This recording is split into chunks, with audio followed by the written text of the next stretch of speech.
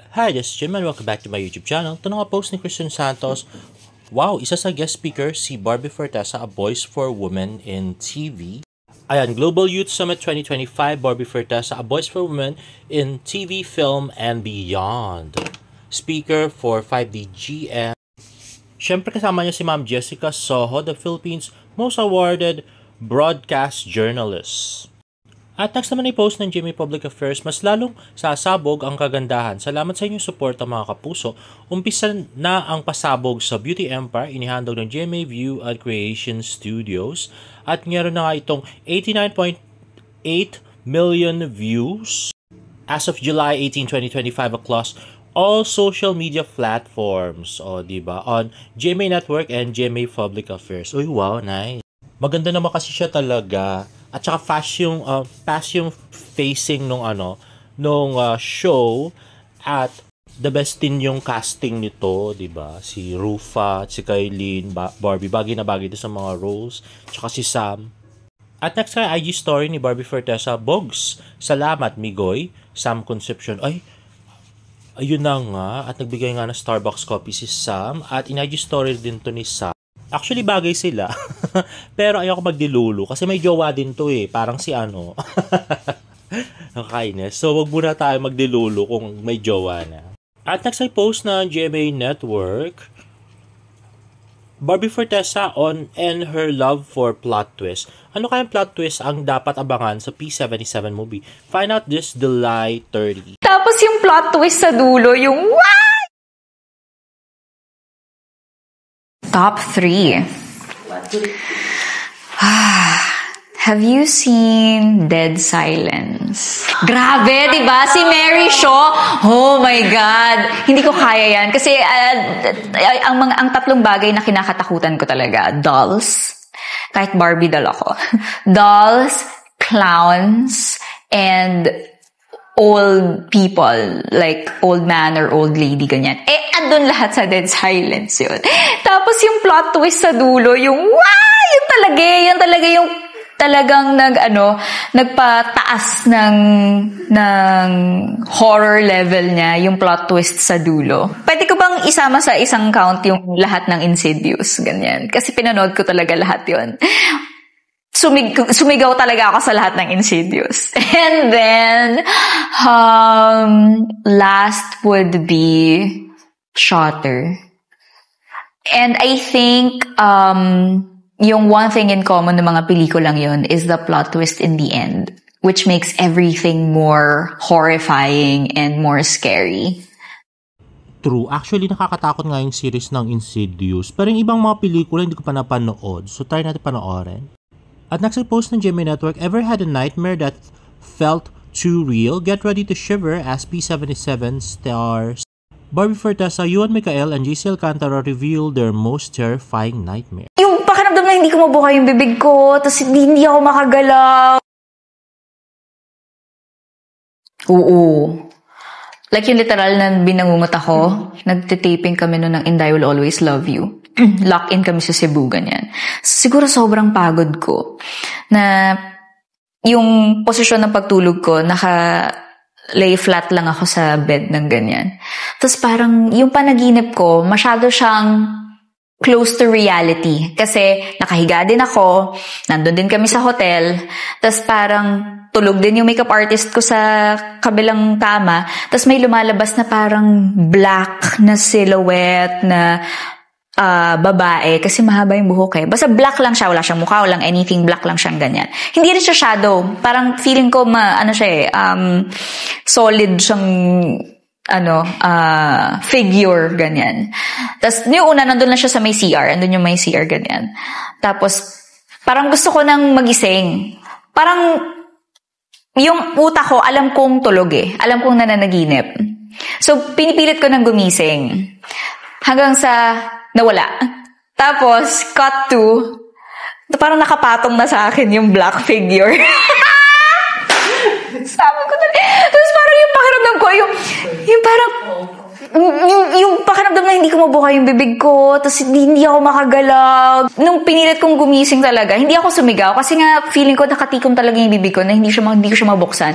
Pinilit ko lang talagang gumising, gumanon talaga ako. Ginalaw ko talaga yung buong katawan ko para magising ako. After nung tumawag talaga ako kay ate, kinuwento ko. Kasi sabi nila, pag binabangungot ka raw, ikwento mo. Para mawala or siguro para wala lang siya sa isip mo, para ma-let go siya ng utak mo. Parang real life horror story pala yung nangyari kay Barbie, no? Isang beses, mga 4 po ako nun. Nakakapanaginip po ako, parang nasa void ako. Black lang talaga lahat. Pero hindi man po ako umiyak. Natakot lang ako. Yes, madaming beses. Minsan nga, binabangungot na ako.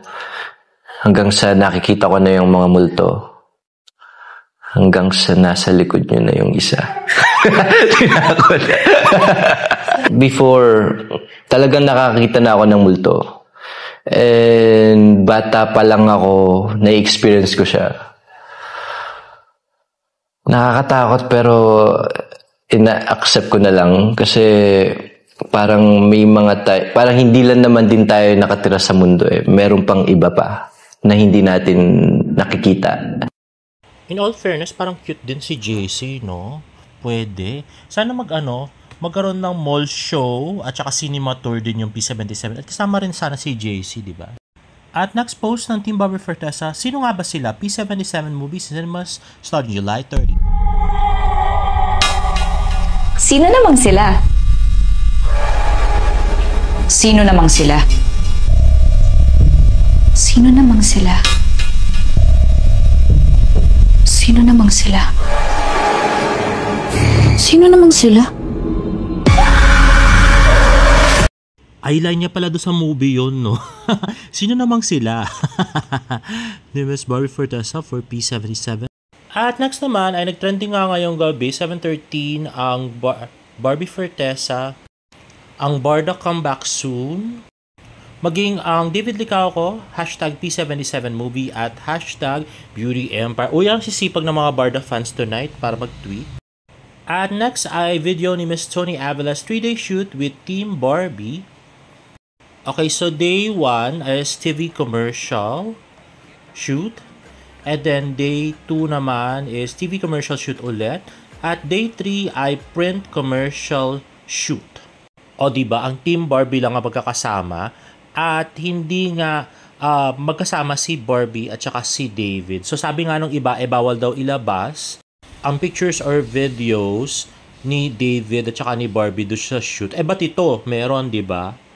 Ayaw lang talaga nila magkasama si Barbie at saka si David sa isang picture or video outside ng work. Halata naman eh. Palagi ko may gap. Parang yung naalala nyo nung GMA Beyond 75 at saka yung yung GMA Station ID pictorial, 'di ba? Wala pa ring pictures hanggang ngayon. May video nga pero mukhang masyado namang seryoso, 'di ba? Parang work na lang talaga, wala nang sweetness outside work. O, 'di ba? May nagbago kasi, inuutulan kayo ng ibang vlogger diyan. At next ay post ni Ate Kai, yes, sobrang galing ng isang primetime Princess Barbie Fortesa na yan. Ang masasabi ko sa eksena, hindi masyado magaling yung actors natin. Feeling ko kailangan pa nila ng training. Lalo na yung Bobby. Bobby ba yung pangalan? Barbie. May potential pero kailangan pang pigain. Alam mo yun? Hindi gagalingan. The joke lang. Binaboy si Barbie. Bastos na best friend. Diyos ko, pakagaling ng Barbie Fortesa. Kaya nga ako nandito, nanonood ako ng eksena para mapag-aralan ko kung paano siya umarte. Kasi andun yung tent namin. Andito yung eksena. Narinig ko siyang umiiyak. Iba siya. Idol ko talaga siya. And it's an honor and a blessing. You can call it a blessing actually to work with her and just to see her do her craft, her passion. So, I love you. Hindi ka pa kagalingan masyado pero okay lang. At next naman ay tweet ni AC Soriano na niretweet ni Barbie. One of the best Pinoy TV series at the moment is Beauty Empire. Ganda ng pagka-glossy at pacing ng story. Magkaribal, make it camp. At tweet din ni Barbie na atake, di ba me? On behalf of everyone in Beauty Empire, maraming salamat po sa panonood. O, di ba? O maganda nga kasi yung yung Beauty Empire. Maganda yung pagkakagawa. Grabe. At next naman ay post ni Ate Kai, good listener pala sila. Ay na nga si Direct Mark de la Cruz at si Helena at si Barbie na parang high school lang. So yun nga daw shoot ni David sa Bohol. Ay napakaganda nung cave. Sabi nila ang chismis daw ay para daw sa Oppo yan. So, hindi pa 100% confirm, pero yun ang chika sa akin, guys, no? So, baka na fact check na naman ako na nung iba diyan ng mga basher ko, 'di ba? And lastly, ayun na nga. So, actually nakinig ako kanina nung kay Pikwa, kahit na sobra haba, nakakainis. Manood nung kanyang kanyang live or vlog kasi sobra hahaba, no? For me, parang hindi naman kailangan na sobra haba, no? So, pero bahala siya, vlog niya yun. Anyway, dun nga, sinisiraan ako, no? So, una nga narinig ko, yung tungkol dun sa gwardiya. Hindi pa rin sila maka-move on. Kasi nga natanong namin yung gwardiya tungkol sa Barda. So, sabi nga nila, tinagtatawanan nga nila ako. Sabi niya nga daw, ang cheap daw nung sabi daw nung friend niya, ang cheap daw na magtanong daw do sa gwardiya tungkol daw sa Barda. Actually, hindi naman ako yung nagtanong. Nakwento lang sa akin nung friend ko. Yung friend ko nga, follower ni Pikwa yun. Grabe. Hindi ko na pwede sabihin yung pangalan. Pero kilala ni Pikwa yun. Grabe. Yung friend kong yun. So, yun nga, sila yung nagtanong. Tsaka doon lang naman sila sa labas ng Rockwell. Di naman sila sa loob. Reception kasing iniisip ni Christine Casanova tsaka yung si Pikwa na nagtanong. Hindi naman kami nagtanong sa reception. Yung friend ko nagtanong lang doon sa labas kasi lagi nga nagja-jogging sa labas ng Rockwell si David. So, yun nga, every other day daw nagja-jogging at wala namang kasama. Hindi naman niya kasama si Barbie. Kaya naman sila nagtanong kasi nga na-curious sila dahil nga yun, sinasabi ni Pikwa nga na may secret relationship si Barbie at si David. Pero wala naman wala naman nakakita kahit isang kaluluwa sa kanilang lumabas na magkasama. So yun, medyo na-curious sila. Tinanong nga nila yung guard doon sa labas. Wala daw, never daw magkasama si Barbie at si David. Si David lang daw usually mag-isa. Tapos yun namang sa Power Plant Mall, nagtanong-tanong din sila doon, kumain sila doon.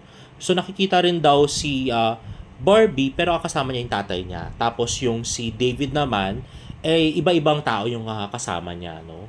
So, never nga sila nagkasama dalawa. So, yun, napaisip, yung natanong na nung friend ko, lalo siya napaisip kung totoo ba yung mga pinagsasabi ni Pikwa. Medyo nagduda na siya. Tapos yung pa sinabi ni Pikwa na ilusyon ko lang daw si Alex. Bakit ko naman pag-i-illusionan si Alex, hindi ko makilala yun, no? At saka, kung mag-i-illusion na lang ako, si Barbie na, kasi idol ko, tapos super ganda pa. Mas maganda naman dihamak si Barbie kay Alex, diba? Aminin natin, diba? So, bakit naman pag-i-illusionan ko pa si Alex? Mag-illusyon na lang ako, Barbie at saka David, gano'n na lang, no? Di ba ginagawa ni Pikwa, diba? Illusyon. Gano'n na lang.